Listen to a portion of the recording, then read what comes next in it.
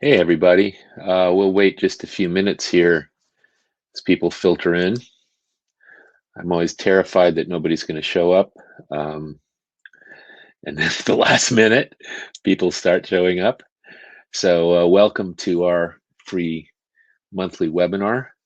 If you can believe it, this is the 10th month we've done this. I can't believe it. It was an idea that we've started and it seems to be useful. I want to say a couple things about this, though. We do these webinars and we record them and then we make them available to people afterwards. And they're pretty long, they're an hour or so. And it's a lot of material and it's a little bit lectury. And I acknowledge that. Sometimes we try to get colleagues to participate. Today is another one where I'm solo.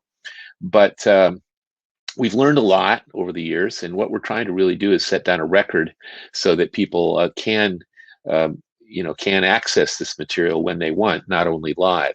So I appreciate everybody's participation and presence here. We're going to launch into it.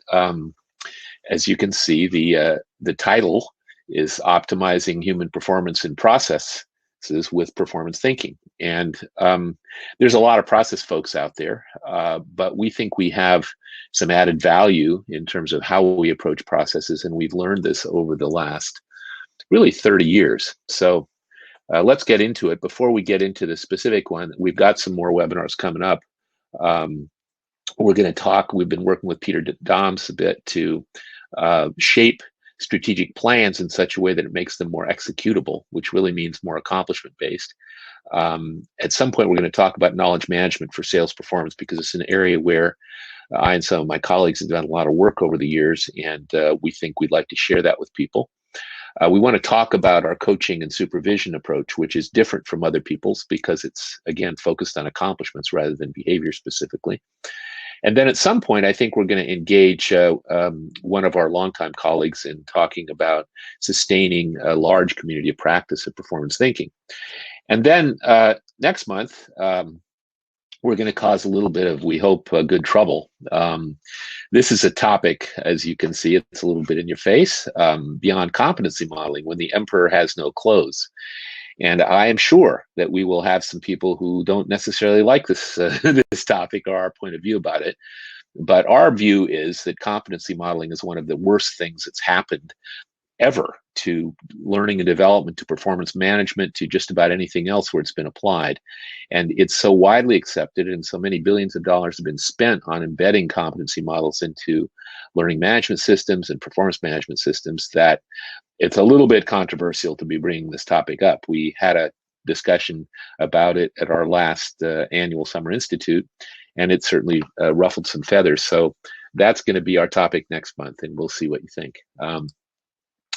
I'd like to suggest now, if you'd like, and I'm going to make this available to you, we've got a white paper that that you can, over on the side of your screen, I think you'll be able to see, you can download. It's actually a few years old, but on reviewing it, I realized that not much has changed other than we've gotten more sophisticated and more refined in the way we look at processes.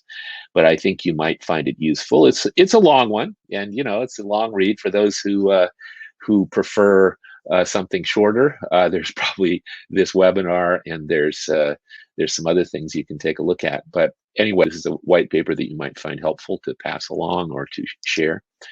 And as I mentioned, our YouTube channel, which you can get to via performancethinking.tv or sixboxes.tv, has not only our recorded webinars eventually, which get put there, but also there's a whole bunch of smaller video bites that are, quick playlists that are 10 or 15 minutes long with maybe 5 videos in them.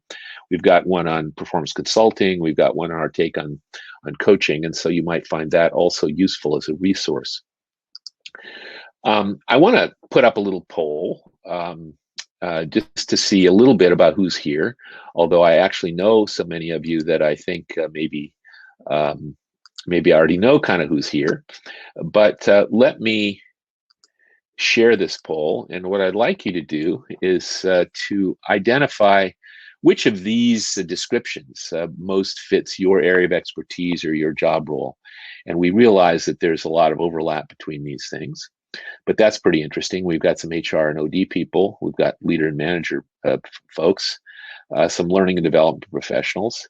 Of course, we're hoping, possibly not live, but with the recorded one, that we might grab some process or quality folks. We've worked with some pretty sophisticated people in that area over the years, and from my point of view, I'm particularly interested in sort of how people in that world think about our work. I should mention to you that, and this looks to me like it's about filled out. Looks like most people, actually, interestingly, are leaders or managers, some L&D people. There's a few more people. HROD, interestingly, no, it looks like 0 process or quality folks so far, but we're going to try to get to them. And when the recorded video comes out, maybe you guys might even pass on to some of your colleagues. So that's so you can take a look at that. Let me continue with the slides, though. I want to mention another thing about this, which is that we have, for years, I was pretty intimidated by folks who are real process experts. You know, I did a lot of work in Korea for quite a few years in one company where anybody who got above a manager level had to be a green belt or a black belt in the Six Sigma. So they were very sophisticated. I've worked with folks, for example, at a large biotech company where I worked alongside them. Very sophisticated people, a lot of data, a lot of tools. And for a long time, I wasn't convinced that we, or this performance thinking work that we do, had anything to add. But then probably in the last 10 years, I've gotten really clear about that. I've worked on a couple of projects in parallel with some very sophisticated process people. And what I've learned is that they benefited from what we have to teach and vice versa. So that's kind of what we're going to be getting into. Now, I'm not going to do my usual shtick in these webinars, which is to try to give an overview of performance thinking. We've done a lot of that. And for those of you who are already familiar with our work, it's probably a bit excessive to go into all of that. So I'm probably just going to, you know, integrate this as we go.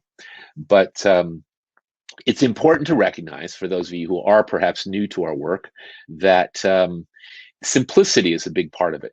And as you'll see, we leverage these 2 simple visual models and what we like to say 21 plain English words to analyze and communicate about human performance in ways that are actionable and evidence-based. But there's lots of other methodologies out there that do that. What we think makes our approach unique is these 2 simple visual models in plain language, which were user tested when they were originated back in the late 80s, early 90s.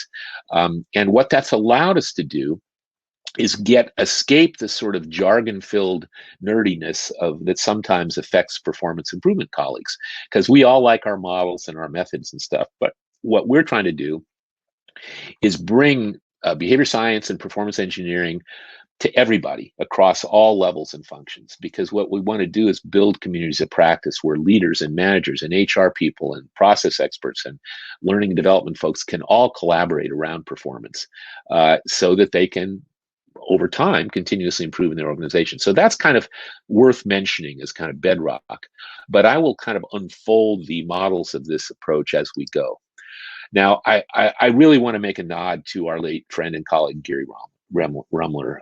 Gary was, he was a friend of mine, and he was a mentor to me, and he really laid the foundation a long time ago for a lot of what has become process work. He didn't do all of it, but he was one of the major contributors, and this is a simple graphic from his work. And the first book he had was about, had a subtitle about managing the white space in the organizational chart. And those blue and yellow and red bars across this picture of an organization sort of reflect that, because that's where processes happen. Processes happen usually, especially substantial processes, across functions, across departments. And so often things are siloed. And one of the things that Gary showed us was that we really need to look at the whole thing. We need to optimize systems, and we need to look at processes. So I just, you know, I can't help but pay homage to Gary. So what I want to do in this session is kind of organize it around these challenges and opportunities. And I'm hoping we'll have some time at the end for discussion in the chat box. But we're going to go through these each step at a time, because as we've looked at organizations, all the way from organizations that really don't have their processes defined at all or even recognized, to ones that are very sophisticated, we've seen these kinds of challenges and opportunities. And so we're going to sort of click off one at a time. And the first one is simply this, that processes exist because that's how work gets done in organizations. You know, you do something and you hand it off to somebody else, and they hand it off to somebody else, and there's decisions. And even within departments, typically things like some of you who are professionals in the learning and development world, you know that you have things like program development processes. You have processes like onboarding new clients and instructional design processes. And of course, there are manufacturing processes and administrative processes and so forth. But a lot of times they're just not even recognized. And so if you don't recognize them, how can you even optimize them? And this is a slide that you can probably not even read. But it's a long list, as you can see, and I use it because I and my colleagues, Shane Isley and Kirsten Urich and some others, have been starting to work quite a bit in behavioral health organizations and applied behavior analysis organizations, many of which are small, some of which are growing from a few clinicians, some of which have thousands of people in them. And there's an enormous number of clinical and business processes. And this is, I wouldn't say a short list, but this is a list sort of categorized. And every single one of these things, for the most part, exists in these organizations. But in many of them, they're simply not recognized. And if you don't recognize the thing as a process, you don't have a way of optimizing it. So, we have to look more carefully and see how work gets done in our organizations. One of the things is in our practitioner program, we coach people through projects. They select a project and we coach them through a project in their organization. And there's an awful lot of things that aren't even recognized as processes that can be viewed that way.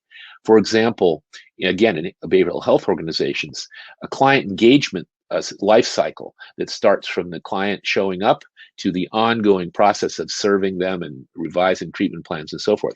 That is a big old process, and it can be framed that way as a sequence of activities that multiple people do that produce valuable contributions along the way.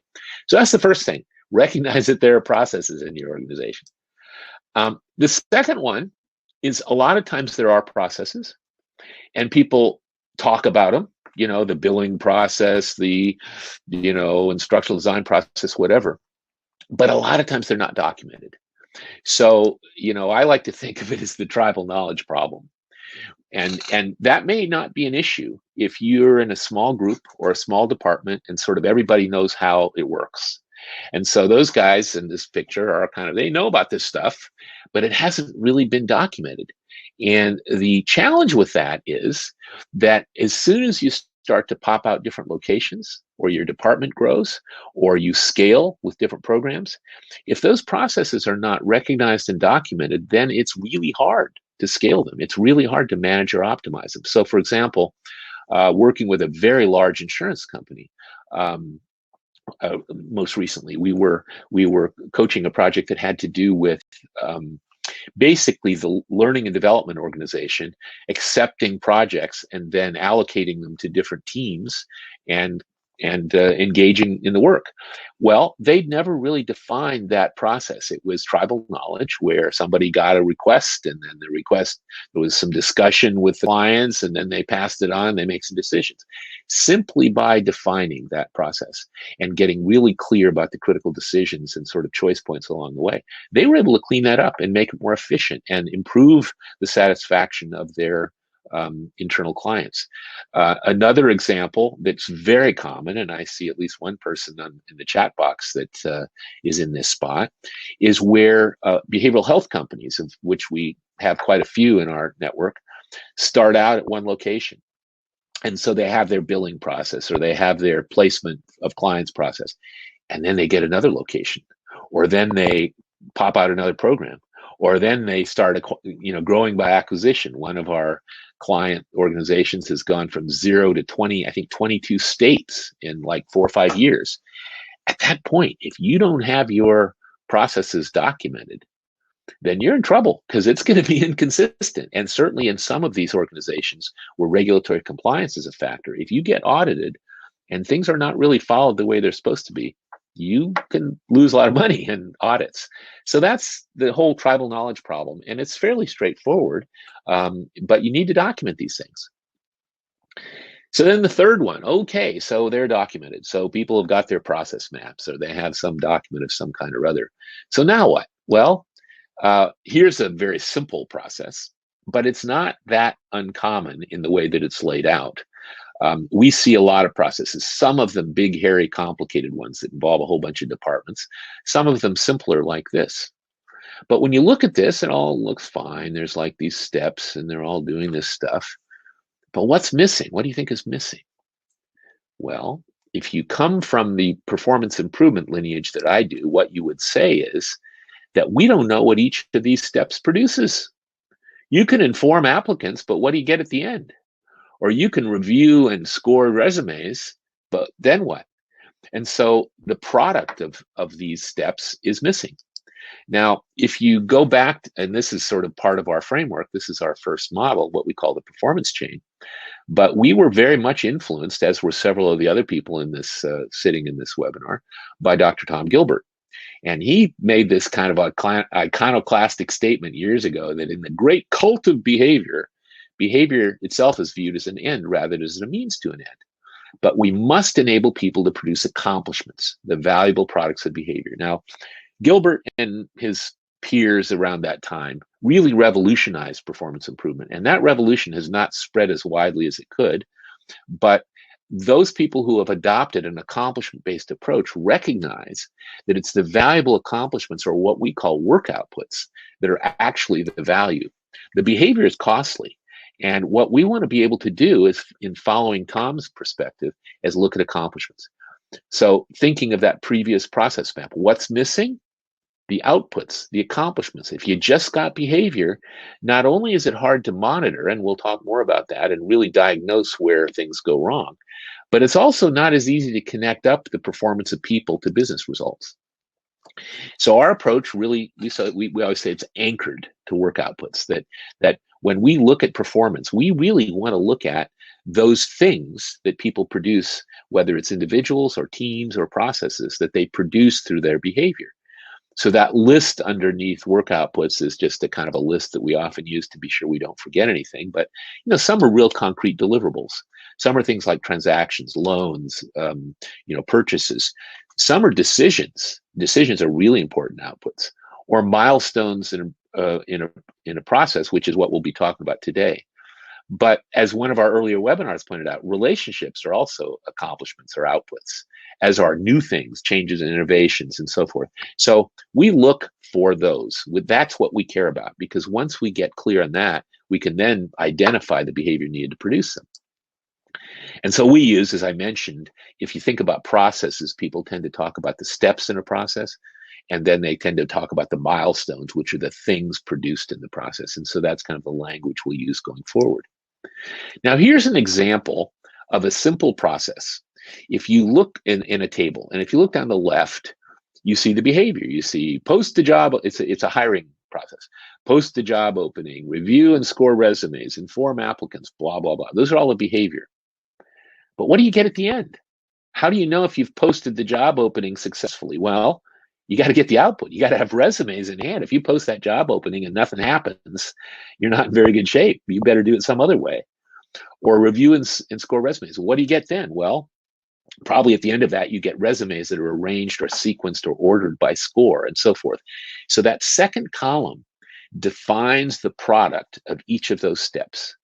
And we would say, based on our experience and just on logic, that until you've defined those outputs at each step, you don't really know if the step was successful or complete. You got to know what the step produces.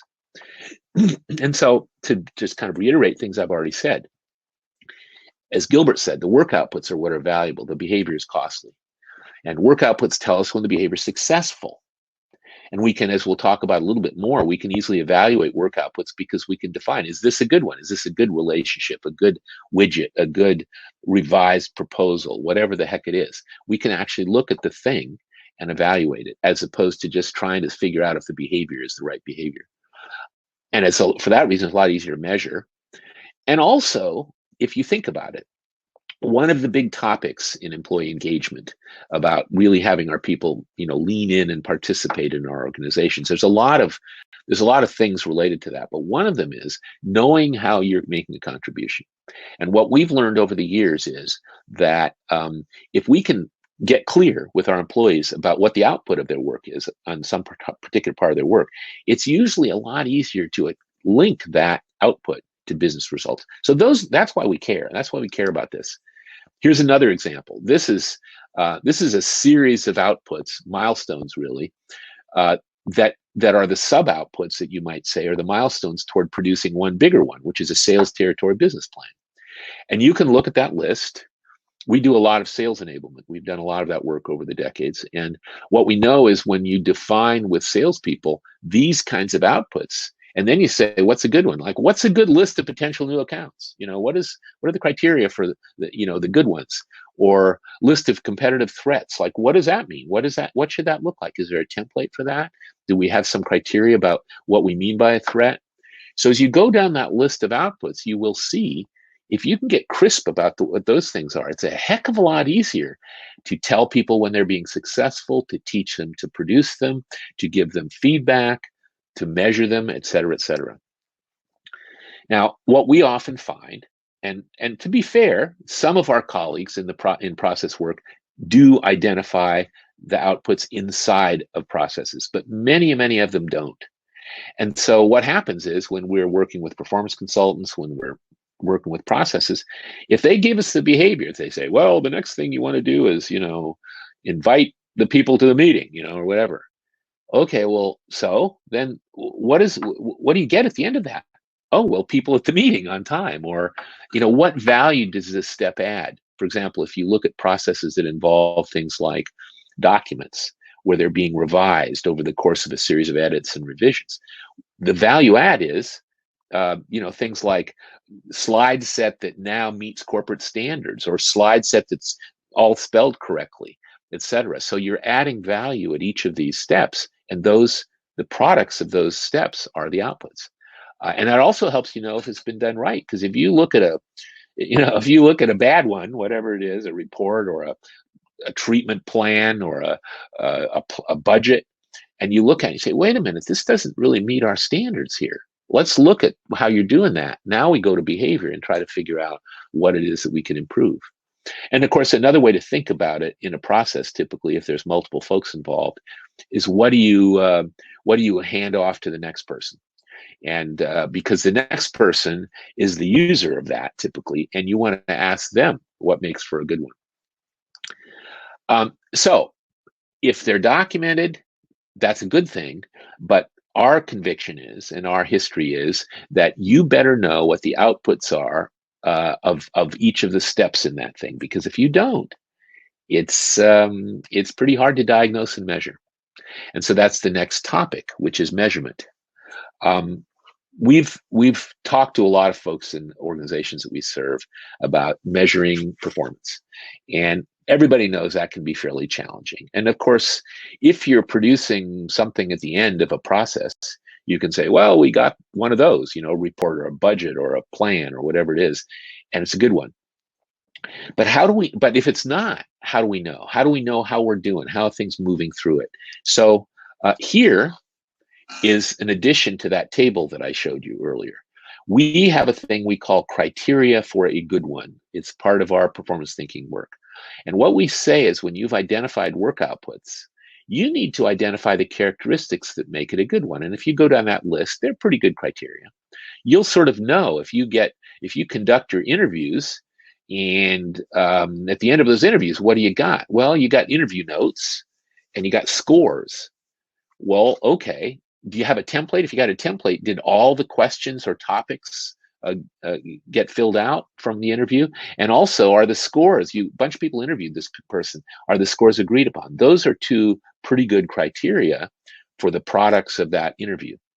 And if you have those criteria, it turns out it's a lot easier to measure, because you can measure how many good ones we got and how many not so good ones. Here's an example, and it's been sanitized to protect the client. But here's an example actually of a sales process from one of the organizations we've worked with over the years. And you can see it's a very lovely graphic, and it has a whole sequence, and it's a nice cyclical thing, and it's an ongoing thing. But notice that all of these things have verbs in them. They're all activities. And one of the challenges is, again, in something like this, where you have essentially a sales process that has milestones in it, how do you know how you're doing? And actually, in the company that had this some years ago, we recognize, of course, we want to know what the outputs are. We want to know what each of these steps, did you actually produce the outputs? But if you don't know what the outputs are, you're in trouble. And in fact, at that particular company, there was a specialist whose job in the sales enablement or sales operations group was sales metrics. And they had a classic sales pipeline CRM model where they were watching people move their prospective clients through that process. And when I told him about outputs, he had this like big aha. He said, now I see why we've been having trouble tracking these accounts and sales reps through our sales process, because the stages in our sales process are all described as activity or behavior. And sometimes the same kind of activity or behavior occurs in more than one of these processes. So we really couldn't tell when the thing was done. So we ought to be monitoring milestones or work outputs. In other words, what is each of those steps supposed to produce? Which I thought was just wonderful to hear that, because he recognized the value that it has if you define accomplishments. Now, as I said, we can count work outputs, and it's sometimes a lot easier, certainly, than watching behavior. And depending on what the work outputs are, you can get a fairly frequent count, typically weekly, daily, monthly, whatever it is, often much better, much more of a leading indicator than business results. The work outputs are what's valuable. They even make good learning objectives. This is a shift we've made somewhat following our mentor, Joe Harless. But if instead of saying that your training program is going to enable people to do X or Y, or know X or Y, or that kind of thing, what if you say it'll enable you to produce? What if you said at the end of this training, if you're successful, you'll be able to produce a better relationship, a budget, a treatment plan, a widget. In other words, this module of training is about enabling you to produce valuable contributions to the company. And if you do that, if you shift your learning objectives to being outputs rather than just behavior, skills, and knowledge, competencies, etc., you will have a much more sure-footed approach to evaluating whether your training was effective. So then the last one, which is that processes break down and they're not implemented consistently. That's a classic issue. It's partly an issue related, I think, to change management and implementation planning.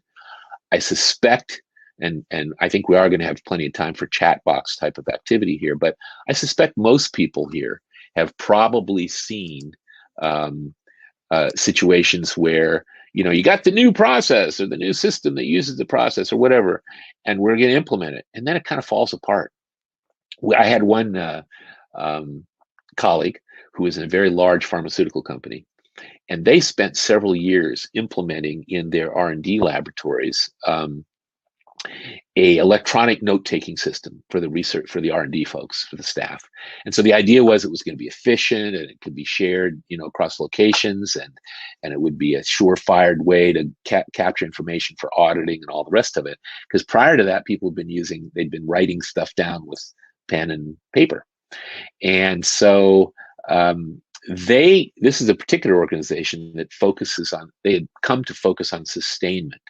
So once they implement a new intervention of some kind, in this case, it was a system and all the training and development and support intended to go along with it, they go back and check like 6 or 8 weeks later. They kind of make a contract with their stakeholders and they say, okay, this is great. We're going to implement, but we don't usually get it 100% correct. So we're going to come back and do a quick and dirty analysis.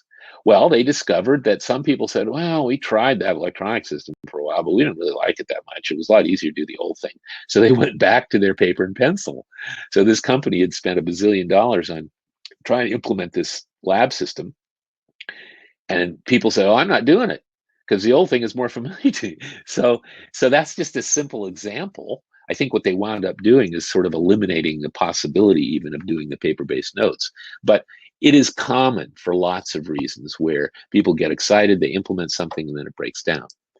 And so this leads us to think about, coming back to the performance chain, we've got these three elements of performance. What we say, really following in the Tom Gilbert and Joe Harless lineage, that if you're going to have a complete description of performance, you got to know what people are doing, their behavior, what it produces, the accomplishments or work outputs, and if and how that contributes to the organization's results. Because of course, if it doesn't, why bother? So those are the three elements. But what influences that? How do we figure that one out? And so the tail end of our performance chain model is a list of behavior influences, what we call behavior influences, all the stuff you can do to support or enable behavior that produces work outputs that contribute to business results. But guess what? That's a really long list. And these days it's mindset, right? A couple of years ago it was agile. There's flavor of the year, and it depends what books you've read recently, and it depends what articles or workshops or whatever it is you participated in. People have their favorite list of behavior influences. And what we learned early on, and we really learned this from Tom Gilbert, is that that's not very helpful, because it's not easy then to figure out how to configure those. So of course we have this model that evolved from Tom Gilbert's behavior engineering model, and we call it the 6 boxes. Actually, a client of ours called it that years ago, and we started using it. But this is a framework that is plain English. Most people understand it. And there's not a single thing that I have ever seen, both in my studies with B.F. Skinner and other behavior scientists when I was a graduate student and a researcher, or in my 30, almost 40 plus years actually of performance consulting, that doesn't either fit into one of these categories or work across these categories. So, and at any level, at the individual level, at the team level, at the process level, even at the whole organization level, even at the societal level. I've been doing some work on public safety and police performance recently. And, you can even frame at a high sort of community level all the things that affect behavior in this model. So what we do is we use it to make sense out of that behavior influences part. And we use it as in a way that we can be sure we haven't missed anything. And these functions, these 6 things, which are categories of things that affect performance, all are working. We may not have identified them, but they're all in operation in any case. And so in the process world, this is kind of a little bit of a poke in the eye, I suppose, but I've checked this out with a lot of my process colleagues, and they don't disagree with it, which is very, very often when people are looking at processes and they identify that somehow things are going wrong in parts of the process, they say, well, that's human error. And they have sort of this bucket of human error. And it's not always that helpful. It's almost, I've certainly, and maybe you have too, I've certainly seen cases where it's sort of like, well, okay, the poor humans, they're not imperfect, or they're not perfect. So we think that instead of just putting it in the bucket of human error, we say, wait a minute, let's look more carefully. What is it that's we can do to optimize this? And, certainly we can use a fishbone diagram. Some of the earliest folks that I met decades ago, who, when they learned about the 6 boxes model and they were process people, they used this rather famous root cause analysis tool, the Ishikawa or fishbone diagram, and they just made the 6 bones. They made 6 bones, and they were the categories in the 6 boxes model. And that's fair enough. We can do root cause analysis with this and figure out why we're getting a defect at the end of the process. But we have a slightly different perspective about that. One of my late colleagues, who taught me a lot about a lot of things, Dr. Don Toasty, many years ago, we had a great conversation, and we actually did a presentation together at ISPI some years ago, which was contrasting a design engineering approach to performance versus a problem-solving approach. And although I may not have the details exactly right, basically what I heard from Don that made perfect sense was, in the early days of programmed instruction and instructional technology, which he was involved in, and that's like 60s, 70s, early on, People were interested in optimizing instruction. They wanted to make whatever the learning experience was as efficient and as effective as it could be. So they were trying to put everything together to make it work. And then when those same people, some including Tom Gilbert and Don Toasty and others, moved into the performance improvement world and they started looking at performance, similarly, they were trying to kind of optimize the systems. They were taking what Don referred to as a design engineering approach. In other words, how can we make this better? And but what happened was when the quality and process work kicked in sort of the 80s and 90s, I guess, and people were especially looking at it in manufacturing environments or quality environments where they'd get a defect at the end. They got into root cause analysis. They were trying to find out what caused that defect. And to me, that's a little bit like this little guy plugging the hole in the dike. That's fine. It stops the bleeding, stops the leakage. But what happened was performance improvement. Now, if you look at articles and if you look at the organizations where it happens, often people view it as a problem-solving approach. We got a problem. We got to fix it. Our approach is very different. We think of it as a design engineering approach, which is, yes, you got to plug the hole in the dike, but let's make a better dike. Let's optimize the system so it actually most cost efficiently with the greatest return on investment produces the desired outcomes. And interestingly, you could argue that that's what lean process improvement has brought to the table. That if you look at the Toyota production system and how that's rolled out in so many places, it's gone beyond problem solving because yes, they're finding little defects and they pull the red cord and then they fix that. But they're continuously improving it. They're trying to optimize the thing. And when they get it so there's no more defects, they make the line go faster to see if they can push it. And that's a little bit different than the way we think about it, but it's in the same category of instead of just solving the problem, we want to optimize the conditions. And we find that the 6 boxes model is very helpful in that regard because it gives us a framework for thinking about how all the parts work together. And so when we think about how to manage and improve human performance, whether it's in a process or anything else, we stick our 2 little models together, the performance chain and the 6 boxes model. And we have this logic. We refer to it as performance improvement logic. So we say, okay, let's be sure at the beginning of this, we know what's at stake for the business. So if it's a new client, we want to understand their business and why they're doing this project or what the issue is that we're talking about. And then we say, okay, now that we're kind of clear about that, let's look at the hunk of performance that you want us to be looking at, whether it's sales performance or customer service or manufacturing or maintenance or some administrative process. Let's define that in terms of the outputs. And if it's a process, we're looking at the outputs in a process. And we want to be sure we know how those contribute to organizational or business results, because if they don't, they're good candidates for getting rid of, as a lean person interested in getting rid of waste might say. Once we know those work outputs and we have pretty crisp criteria for what good would look like, then we say, okay, now we can look at the behavior. Let's look carefully at what the steps are, what the tasks and tactics are that produce those work outputs. And if we have a chance, let's study the behavior of some exemplary performers who produce those outputs at really high levels so we can capture that and pass it on. Once we got those 3 elements in place, the elements of performance, then we say, let's figure out what to measure. We know that business results are important to measure, but they're usually lagging indicators and it's hard to make frequent decisions. We know that behavior can be very important to measure, both for feedback and for diagnosis, but it's kind of expensive. It's hard to do it all the time. You have to do it, selectively. But work outputs, very often you can monitor how many good ones you got, and it's a lot easier. So whatever your mix is, those are the things you can measure. Then, and this is the design engineering point, then we say, okay, let's take a look at the behavior for producing each of these outputs, and let's analyze what's working or not working in each of the cells of that model.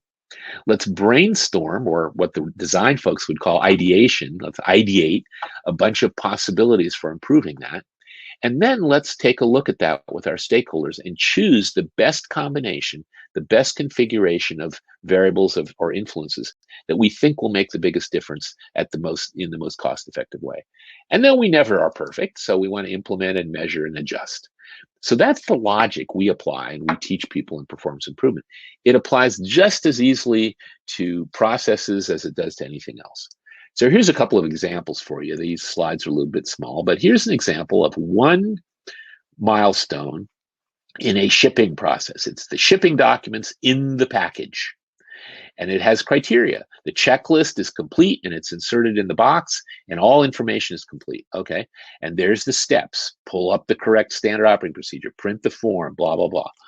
And then we take a look at it and say, wait a minute, you're supposed to use the SOPs, but they're not easy to access. We got a problem here because people aren't going to necessarily know what the expectation is, box one, and they don't have the tool accessible. And not only that, but the team lead with new folks, especially, ought to be demonstrating how to do this, to set expectations and possibly to teach them skills. So we got sort of some issues here. So we say, okay, let's fix those. Let's make the SOPs available. In this case, they did it in a screen that was near the workstation, and that sort of fixes that problem. And let's also, for new folks especially, have the team leader pretty much daily do a demo to the picker until the picker is really clear and can do it for sure. And that's a skill and knowledge intervention, doesn't require training. So this is a simple example of how we go through that logic, and we're optimizing conditions for this one milestone or work output, and you can do it for all the rest of them. Here's another example. It's the first 3 milestones in this software implementation plan. And you can see, again, there are criteria, and there's behavior, and then there's behavior influences, and we're trying to configure the things to optimize this performance. So that's kind of the approach we take with all performance, including in processes. Now, there's no question about it that we use often traditional process improvement tools. There's a lot of them out there. This is a classic, simple example of a swim lane. Those of you who do process work probably know about it. The idea is that you can, if you got 3 performers here, you got the author and the editor and the approver, you can sort of create swim lanes like an Olympic swim pool where their outputs and behavior are, in parallel to one another in these swim lanes. The only thing is, take a look at that. The outputs are missing. So we want to get real clear about what those outputs, they weren't actually missing, but they were when we first saw this thing. So we want to highlight them because each of these steps needs to produce an output. So we would enhance the typical process map by being sure we got the outputs handled. Here's another example. This is kind of a messy example of a value stream map. Those of you who do lean or know about it recognize that. Well, let's highlight the outputs because those outputs will help us guide us toward measurement and evaluation and problem solving and all the rest of it. This you can't read, but some years ago we were working with our colleague Gordy Anderson, who goes into small and medium-sized companies and helps them implement lean process improvement. And you can't even read this whole thing, but one of the things that he did was gave us this kind of encyclopedia and a lot of other documents, because the lean process guys, the Toyota production system people over the years have developed an enormous number of tools and models and processes and approaches. And we did the exercise of sorting those all into the cells of the 6 boxes model, and it turns out they fit very well. Well, why would you do that? Is it because you want to just show everybody the 6 boxes model is better? Well, maybe that's part of it. But the reason I think about it is that 6 boxes model frames all the functions, all the things that really do need to be in place to support performance. You got to know what your expectations are, and you got to be getting some amount of feedback about that. And it ought to be more positive than negative and helpful. You've got to have appropriate tools and resources, which is a really big category. You've got to have some consequences, either natural consequences or sometimes arranged consequences, to recognize appropriate performance and sometimes corrective consequences. You have to have skills and knowledge. It doesn't have to come from training, but somehow you need to develop skills and knowledge to do a lot of performance.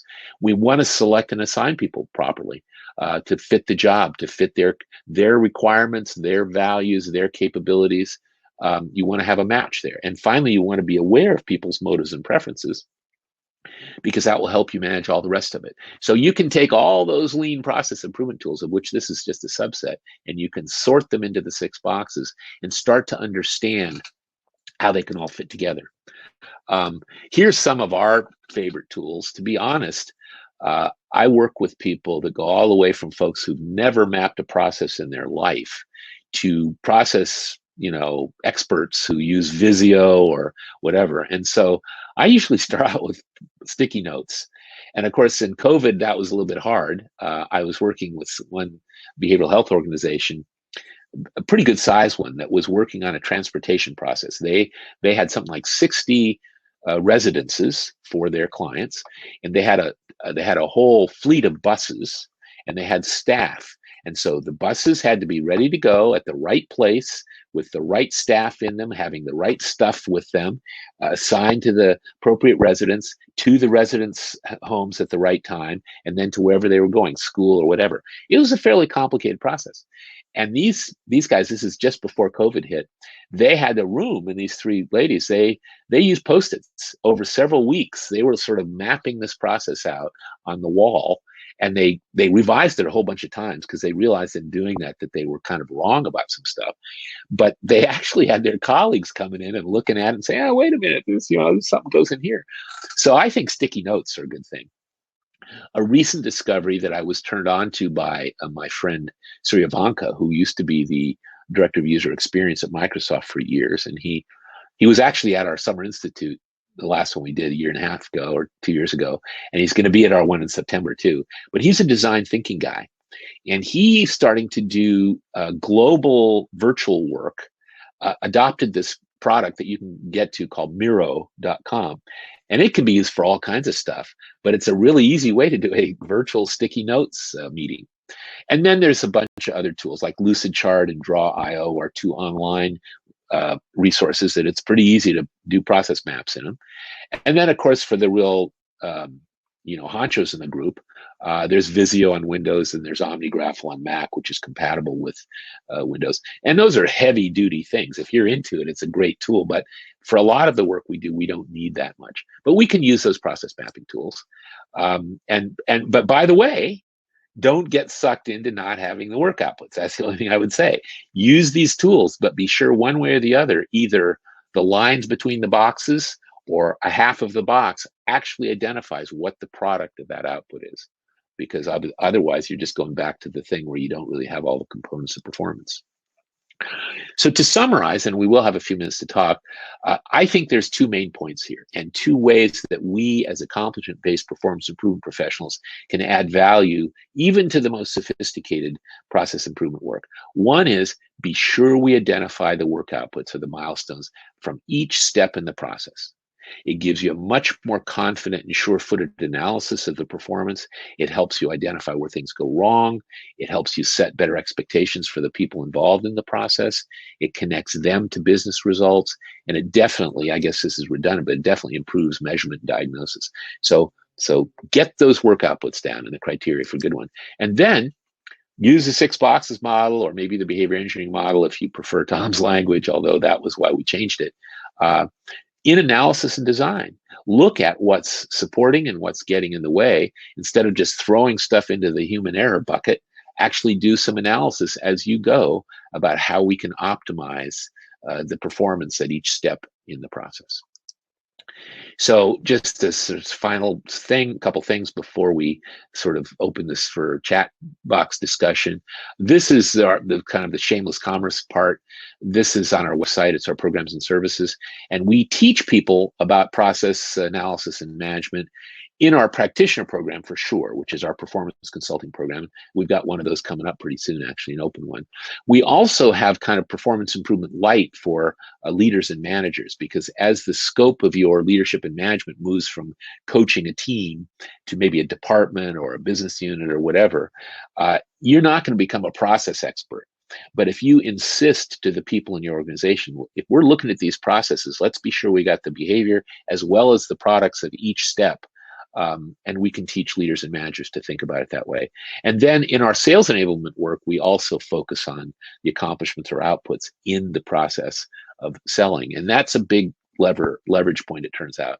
In fact, salespeople like it because they go into their accounts and territories knowing what they want to achieve next. And that means the milestones. So we do teach this stuff in various different ways. We've got some upcoming stuff. It's not too late. If anybody is interested in our open performance thinking practitioner program, our performance consulting certification program, every few months we run an open version of it as well as doing it inside of companies. And the next open one starts July 6th. There's still like about a week to register if you're interested, or pass it on to your colleagues. Several people in this group have been through it, I can see. our certified performance thinking practitioners. If you go to our homepage at sixboxes.com or performancethinking.com, there's this little icon on the homepage, and you can click on it, and we'll give you the information for that program. And then I'm so excited because, last year, the Summer Institute, we've for 10 years did this gathering on beautiful Bainbridge Island every year where we pull together experienced performance thinking folks as well as new people. And I swear every single year, at least one person and sometimes several say it was the best professional development experience of their career. But be that as it may, we had to not do it last year. We had to not do it this June because people were concerned about travel. But we have dates available at this beautiful place that we've always done it, Islandwood on Bainbridge Island, for September 19th to 23rd. And I think by that time it's going to be pretty easy to travel, relatively speaking. And we all want to get out of the house. It's a beautiful place to come. So you can learn more about it at performancethinking.com. The registration is available. And if you go to our YouTube channel, performancethinking.tv, you can see some kind of cool video testimonials from the last one. So we're really pumped about this. I'm excited. It almost doesn't matter to me if 5 people or 50 people show up. It's never bigger than 50, though. It's a very intimate group. So that's my story, and I'm sticking to it. So I wonder if there's anybody still here to engage. So what do you think? Questions, comments? So I'm just looking here. Does lecture promote change in behavior? Probably doesn't, Scott. Although it does a little bit sometimes. What I've learned about that, and yes, I know you were partly joking, I think, with that comment, but I think, and of course, webinars are not really intended to be training. This is not about training. This is about, hopefully, insights. But just to respond to the lecture promote change in behavior, a thing that I've recognized over the years is that there's a thing that happens, and a bunch of you here are performance improvement people. And what I've learned is focus on accomplishments, the systemic approach that the 6 boxes model represents, and some of the other issues that some of us know about, but the larger body of people involved in performance learning and so forth don't. There are these insights they have. So when I'm doing lectures, when I'm doing, webinars and stuff, I'm trying to get people to have these insights, these light bulbs that go off in their head, that once they see that, they can't undo it. It's like one of my colleagues some years ago I was talking with informally, and he said, I think I get it about this accomplishments thing, but can you say a little bit more about it? And I said, well, have you ever been in a meeting that didn't produce anything of value? And at that point he says, oh my God, now I get it. So anyway, Scott. So Scott Mills, yes, what I mean by tactics, when we teach people about behavior, what we say is that there's a lot of different kinds of behavior. There's, and ways people describe behavior. There's procedures, there's tasks, there's, there's inner behavior, for example, thoughts and feelings, which are often important to capture because a lot of the most important exemplary behavior is what you're thinking about when you look at that spreadsheet or what have you. And the word tactics, I pulled out of my history with sales enablement because a lot of times there's a specification of behavior. The one I often use is stay in touch, keep in frequent touch with your clients. Well, what does that mean? Am I supposed to call them every day or every week? Or am I supposed to use the phone? Or what's the deal? That's not very precisely defined behavior. But a salesperson in context will probably know what that means. And if they don't, we can talk about it more often. Or you can say things like, try to meet people in person when you can. Of course, in COVID, that might not have been possible. Or be sure to explain, what you're going to talk about before you get into it.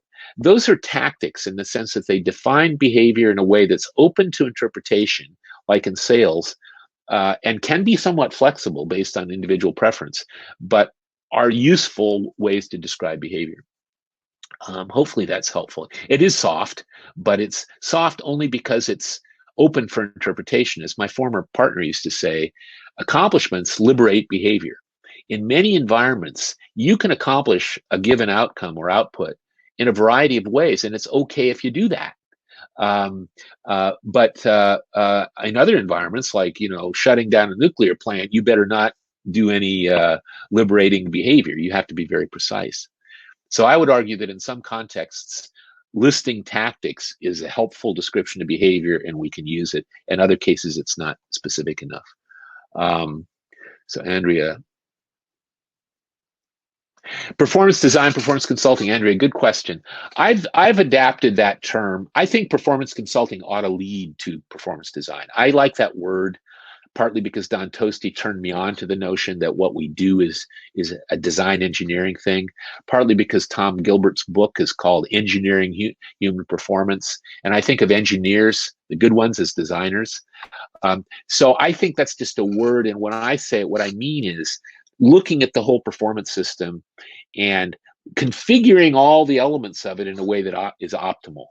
And I think good performance consultants ought to be doing that. I don't think they should just be finding the one cause and fixing it when there's 20 other things that you could also optimize cost effectively. So that's kind of the way I use that language, if that makes sense.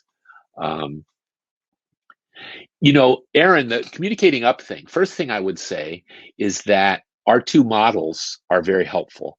The reason that we got into this, and you know, my original reason for going plain English partly was I had a mentor, Ogden Lindsley, who introduced me to the idea that we can take scientific language, and if we're going to work with people that aren't scientists, we better come up with some plain English descriptions. And then he turned me on to Steve Jobs, who was about simplicity. And then I began seeing, when I encountered Tom Gilbert's behavior engineering model, I said, well, this is great. I loved it, except some of the language in it, like data or instruments, which were names of the cells in his model, people didn't know what that meant. And you had to do a lot of explaining about it. And so we started tweaking it until we came up with language that everybody gets. And so the two models we have, the performance chain and the 6 boxes model, which you can look at in our website, performancethinking.com or 6boxes.com.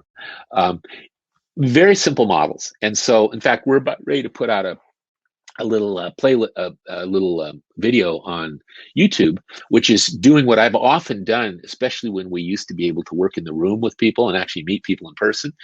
When I would be talking to a new client, like a decision maker or a senior leader who was inviting me in to see if we could help, at some point, after learning a lot about their business and asking a lot of questions and stuff, I would say, hey, can I use your whiteboard? And I'd simply draw out those models. I'd say, you know, this might be helpful to you just to see how we think about performance. And then I draw out the performance chain and I'd say, you know, well, of course, we want to know what's at stake for the business. So we start with business results. We start with the end in mind. But then we want to look at what your people and processes and individuals and teams produce. And we call those accomplishments, or actually we call them work outputs, because those are those things that contribute to the organization's results. And then once we've got that, it's a lot easier to look at the behavior.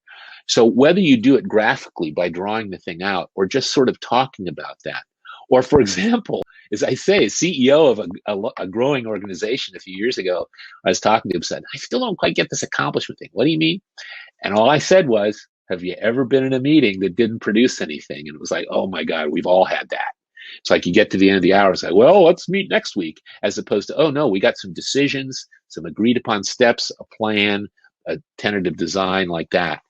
So I think speaking in plain English in practical terms that that shows you how the valuable accomplishments of people are what's important is at least a way to talk up to your colleagues. The other thing is check out our YouTube channel, because there's some little bits there intended to be quick hits for somebody that only has 10 or 15 minutes or 5 minutes that you might find helpful. Yes, that's true.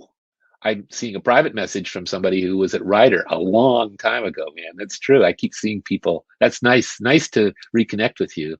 Yeah, it was recorded. And yes, okay, yes, Aaron, Max. Yeah, so hopefully these things are helpful. I've got to scroll down, look at what other questions there are. Any other questions? So I see so many friends here. So Roger, it's nice to see you as always, Roger. You're still learning, I know, so am I. That's one of the other things I would say about this approach we have, which is the plain Englishness of it, and really the Summer Institute thing allows us to come together with people and learn a lot from one another. And in fact, just one last bit about our Summer Institute, because of course, I'd love everybody here to show up. It's a lot of fun. In fact, a few people here, Scott and Karen, have been, and I think Zach, a bunch of people here have actually been to our Summer Institute before. But and these are just some resources on the screen here. But what I was going to say is, I've done this now quite a few times, but a few years ago, the first time we did it at our Summer Institute, we always have a morning where the new people are learning our performance thinking coach process, because it's the simplest way to apply what we do as coaching individuals. And then the experienced people who've been through one of our programs before, we get together for a few hours in the morning, and usually I facilitate it. It's just like, what do you guys want to talk about? And there's always good stuff. People working on projects or they got challenges. And so this one year we had this quite a mix. We had people from the applied behavior analysis world. We had people from insurance company. We had people from a big biotech company. We had the general manager of the professional referee organization from the World Cup soccer world. We had these people from all these different organizations, and they were starting to talk to each other, and they were using acronyms. So like the biotech people will talk about NCs. Well, what are those? Non-conformances. It means when people don't follow the procedure. Or the behaviorists were calling them BCBAs. Well, what is that? It's a board certified behavior analyst. They were talking all their jargon stuff, right? And so I said, wait a minute, folks, can we stop for a moment? You know, this plain English thing that we do? If you could stick with that, and be sure if you use any acronyms or terms, you define them, it'll go a lot easier. So we had this kind of phase change, and all of a sudden everybody could understand each other better. So I'm just prompted by Roger, who I know often on his signature on his emails always says, I'm still learning. And I'm still learning too. And what I've observed is, with this plain English approach, we can all learn quite effectively and efficiently. So anyway, thank you, everybody. I think we're done. And this will be, you will get a link in about 36 hours to the recording of this, and you can feel free to share it and watch it at your leisure and do whatever. It's kind of long, but I'm hoping it was useful. So thank you, everybody. I think we're done.